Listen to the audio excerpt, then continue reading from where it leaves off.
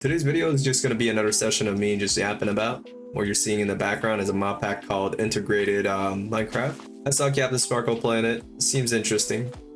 Now, I know it's a bad habit of mine to always start these mod packs and never ever like progress through the pack. For me, the problem is that I don't know how much time I should be investing in these mod packs when there's other games I want to play. The early stages of Minecraft of every single mod pack is pretty much the same without making it artificially harder or completely different. Hitting trees, getting wood blocks. So a quick little tidbit about the mod pack, you need 9 gigabytes of memory to run it. That's like the mod pack creator suggestion.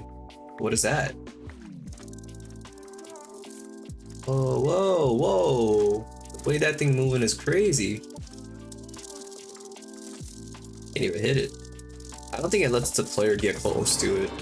Oh, oh. Oh, it's a tarantula hawk.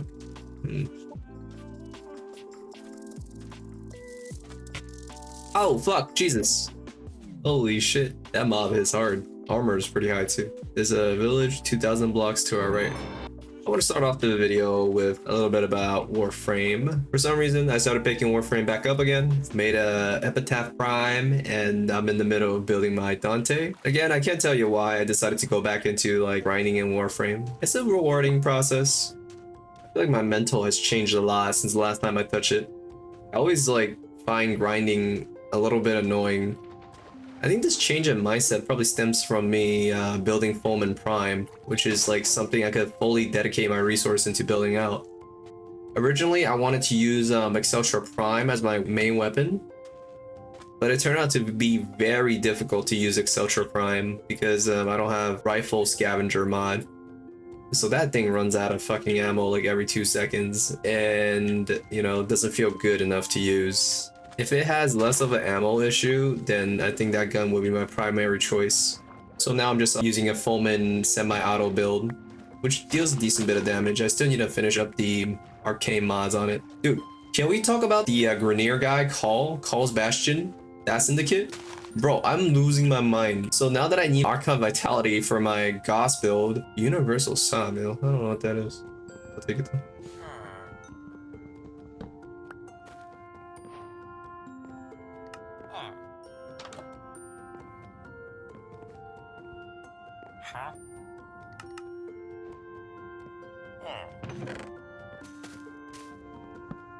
It's very stressful for me to play the weekly Kahl's missions, having to sneak around, and then like if you die, you have to do the mission entirely over again.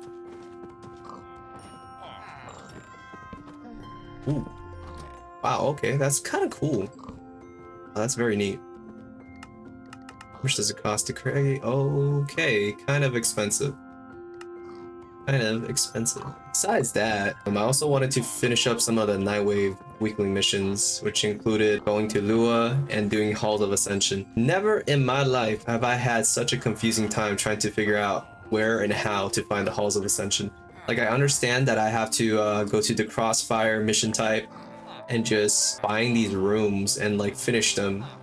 It sounds straightforward on paper, but when you're going around the fucking map and you just simply can't find these rooms, it's like, okay, what am I supposed to do next, you know? So enough about Warframe, let's talk about some woman, some fictional 2D woman on water. Yeah, I don't know where I was going with that. Fucking Azur Lane, I don't know if you guys heard of it, but it's basically a gacha featuring warships that are anthropomorphized or turned into humans. So think about girl battleships. That's all you have to know about the game. They have a crossover, a collab right now with Black Rock Shooter. It's pretty lit. They give, I think, both units away for free. So you could literally hop on the game right now, get your Dead Master and get your Black Rock Shooter for the price of free, man. Pretty good, pretty good. Oh hell nah, that's one gross looking spider. Get the fuck away from me. Oh, oh, dude, I love these guys. Dude, they exist in real life, by the way. Those Roadrunners. They're actually kind of blue too. Oh my god. There are other biome besides this. Oh shit, we missed out on the temple. The main reason why I even like downloaded Azur Lane, previously I uninstalled it, was because there's an anniversary for the game. Holy shit, I cannot die here. This is a long ass walk, man.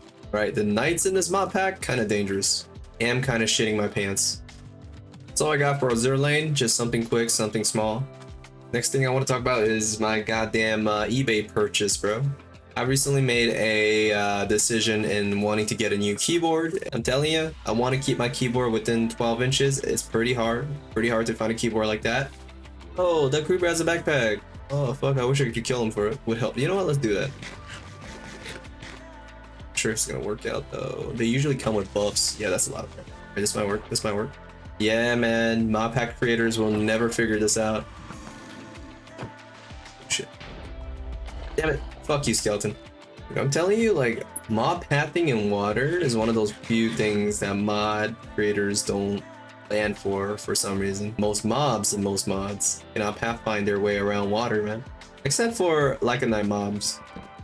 There's like that crake in Like a Night mobs where they go really fast in water. Rare example of where pathfinding is not interrupted by water blocks, making the mod pack all that much more terrifying. Or outcraft, I mean. I don't even know if I like talked about this yet.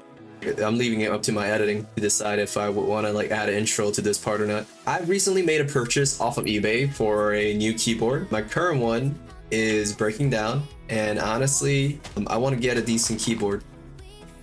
Always cheaped out on it. Jesus. I always cheaped out and skimped on keyboards because I genuinely don't find them to be that necessary. But ever since I started making a little bit of money, I wanted to spend some on my gaming gear, which I use every single day. I try to treat myself sometimes, you know?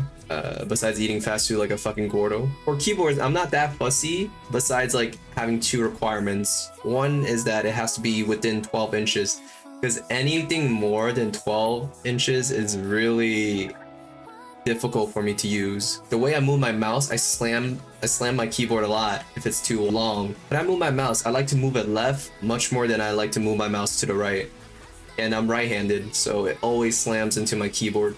With a 12-inch keyboard, I usually avoid that, so that's why that requirement is there. The other requirement is that preferably I want to have a separate row for my function keys and a number row. Dude, this is a whole ass thumbnail right here. Kind of pretty, man.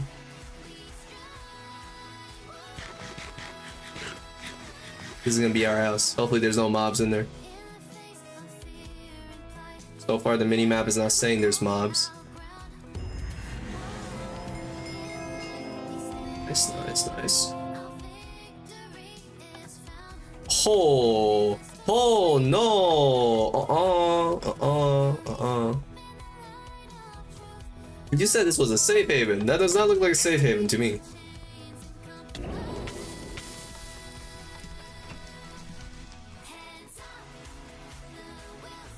Oh, the way that the map is generated reflects like some really simple noise map. Okay, cool. I guess this is what happens when you stretch out the biomes a little bit more. Oh, interesting. This is gonna be our base. This is definitely gonna be our base. We just need to figure out a way to kill off the mobs in it. Shit, where was I? This keyboard, the new one I'm getting, has those two requirements filled out. It's a second-hand Keychron K2. I think it's just K2, not K2 Pro. And also it's not hot swappable. It's missing that foam layer in the keyboard, so I'm pretty sure the switches are just like melded in. I'm not gonna complain because it's only $41, shipping fee included, tax included, so it's not bad. A fresh K2, I think it costs around like $80, $70 still, so it's worth it for the price. The only downside with this fucking keyboard is that the previous owner is a nasty ass bitch, okay? The previous owner is so fucking nasty, and I'm gonna make sure I include like screenshot. Actually, no, I didn't take photos. Fuck, I didn't take photo of the nasty ass keyboard, man. I wish I did. Trust me when I say this though. That keyboard, when I disassembled it, it has mad dust and mad hair in it. And this dude has to have a pet. There's no fucking way that he's shedding this much hair. Like, he has to have a cat or some sort of pet with him. Otherwise, this man, he would be bald. That's how much hair there was. And he spilled some shit in there, man. He spilled something in there. I don't know what the fuck it is. It's like orange, and like there's bits and pieces in there. So I'm like, fuck me, man. Should I just return this? But then I'm like, you know, it's not even that bad. I could just like dust it off. So in the end, my laziness won, and I'm keeping the keyboard for now. I do have to say it's a brown switch keyboard, and the spacebar is a little bit fucky to use at times. I noticed that when I'm in Warframe, it refused to jump on certain like moments, even though I'm pressing my keyboard pretty hard. It's less noticeable in like Minecraft because it's not that intense, you know. Dying in Minecraft's not that serious, so missing 1 or 2 jumps is not that important. But imagine this shit happening in fucking Apex. Ooh, man, I would lose my mind. So I still have to test it out on Apex and see how I think about it. But this gives me a pretty good frame of reference. So I always choose red switches. I never really got a chance to like use brown or blue. Blue switches might be more preferable for typing as opposed to gaming. Brown switches is just, I don't know, something I never considered. So I'll break out of my comfort zone, and we'll let you guys know in either 2 weeks, 2 months, sometime soon, whether I want to like neck myself or what I try to do with this new keyboard. I'm gonna close off the video here with a recommendation for a series that I came across recently. It is, oh Jesus fuck, what is this? Foulberry, okay. It is called There Are No Bad Warriors in This World. It's a Korean webtoon, and currently it has around 31, 32 chapters. What caught my attention was the dynamic between the hero and like the fairy, which previously was a goddess, but she fucked up during the reincarnation thing, and now she's being punished as being a sidekick and a fairy to the hero.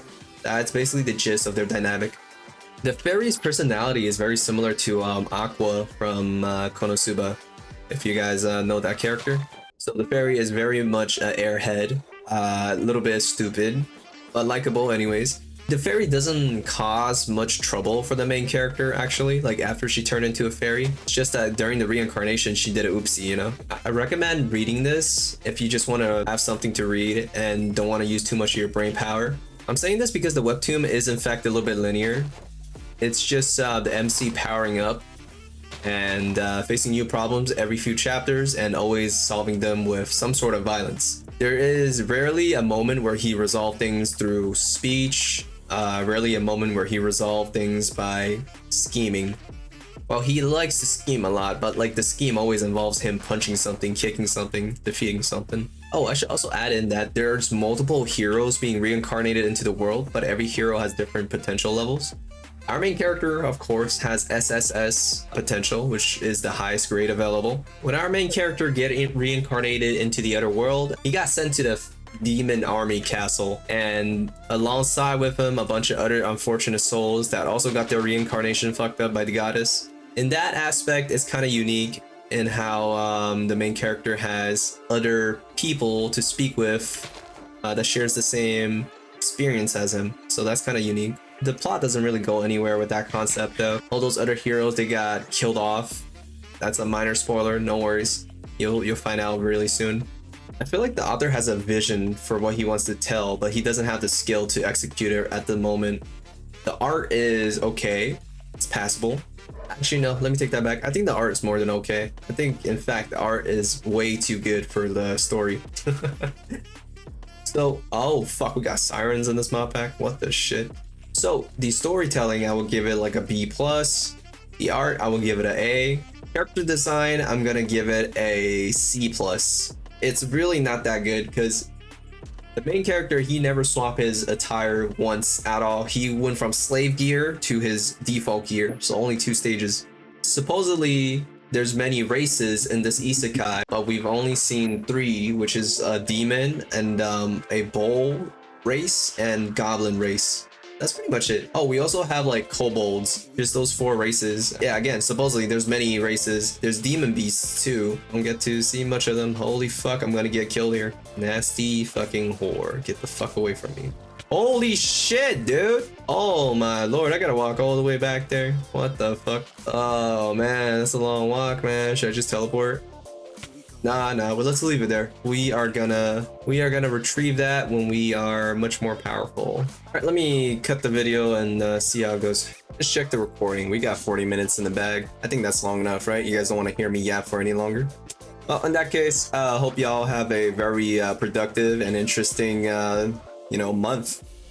Happy summertime to those who finished their school year. Good luck on your internship for those who are out of colleges or still working on colleges. I know, man, these fucking markets are insane. Been there, done that.